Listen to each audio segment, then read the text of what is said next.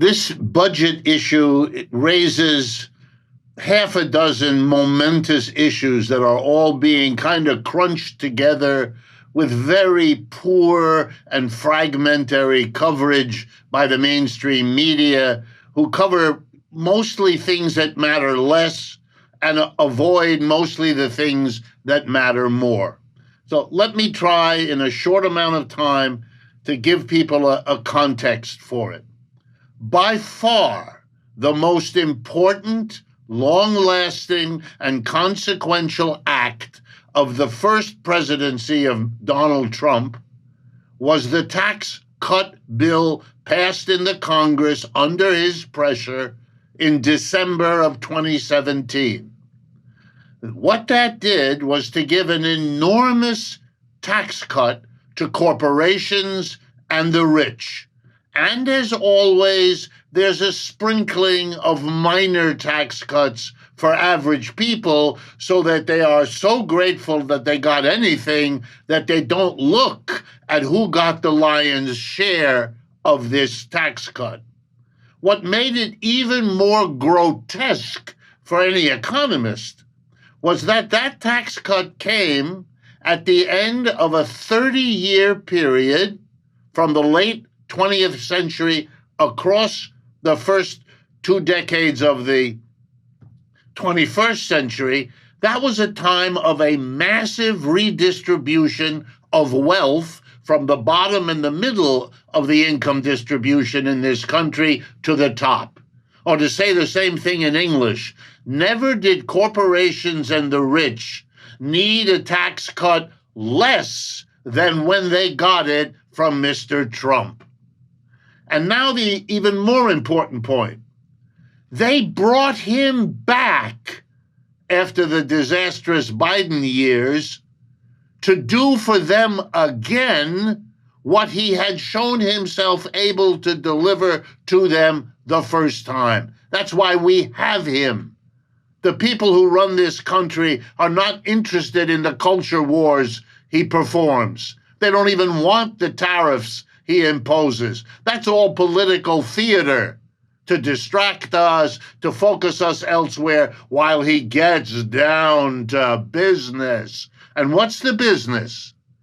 Number one, the tax cut of 2017 was to expire at the end of this year. That's in 6 months.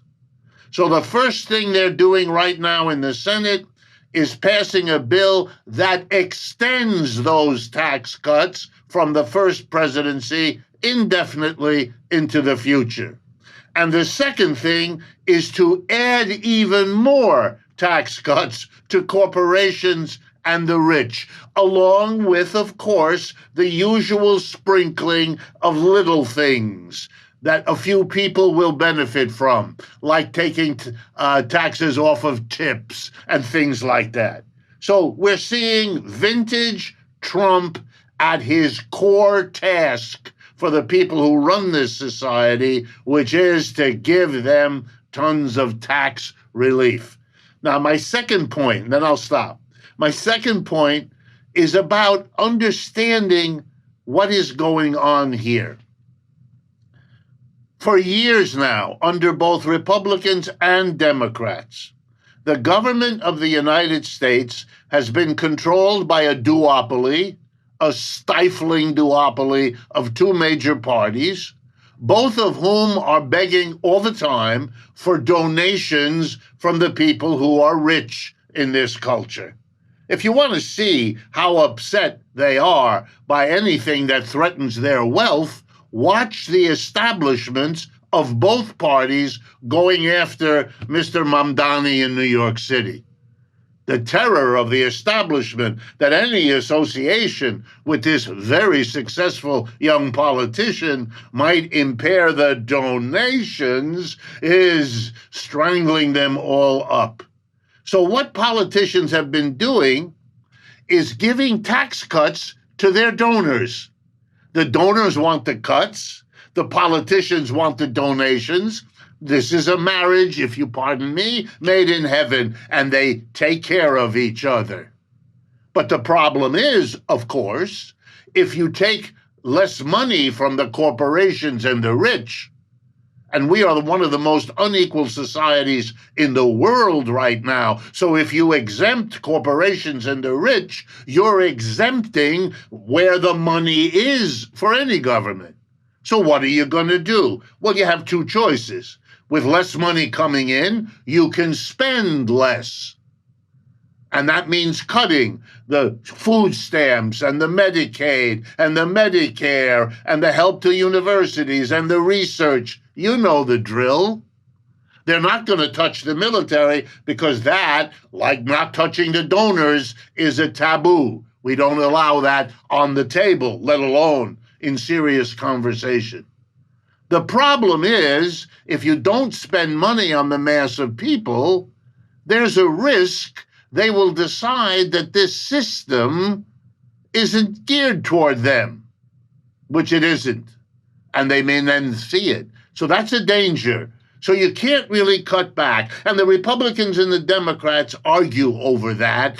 The Republicans are willing to cut a lot. The Democrats cut, but not quite so much. The Democrats become Republican light. But you know, if you don't raise the money and you still want to give people enough so they don't revolt, you're going to run short. You're going to have the deficit that Brian began our program with today. And so here's what they do. They go back to the corporations and the rich, and they say to them, we have to do a minimum of spending to keep the lid on the rest of the people in this country. So we're not going to tax you. Don't worry. We're your buddies. We're married to you. Would you please lend to the government the money we didn't tax from you? Because that way we have enough to spend. And the only cost is a growing debt of the United States to play this game. And here's the last point. Eventually, you can't play the game anymore. And you know why? And if you want to see what arrogance really is, here it comes. Corporations and the rich are telling the United States government, we have been playing this game with you. Thank you for the tax cuts. We've been lending to you, but you are so heavily in debt now that you are no longer safe for us to lend to. That's why the three great rating agencies, Standard & Poor's, Moody's, and Fitch, have all downgraded the United States debt from the AAA rating, the best rating that it used to have, and that many other governments to this day do have, but we don't. So now the government is stuck. It can't continue the hustle of the last half century. This game of cutting the taxes of the rich, borrowing instead, running up a debt that nobody in their right mind can figure out how to ever pay back. Now they can't do it. Now there are a few Republican senators who are saying, we can't do this anymore. And the rest of them are saying, no, you have to keep doing it. You have to keep doing it. We're running to the end, they say, and that's where they're stalemated in Washington right now. That's the only issue. The basic question, not at all. Nobody in that government puts on the table in a serious way taxing corporations and the rich, taxing them the way they were in the 1960s, or the way they were in the 1970s, or the way they were in the 1980s, all of which would bring the government a ton of money that it would then not have to borrow. It's obvious. Every economist sees it.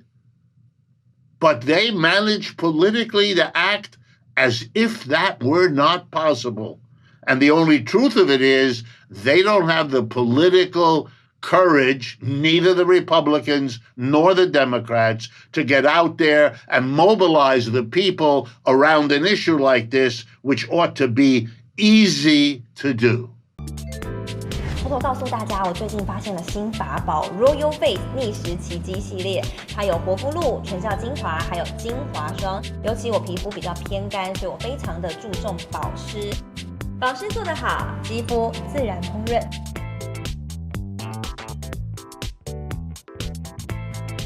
提亮肤色更年轻，抚平皱纹，超超有感，而且气色变好，用心保养，每天都更美一点。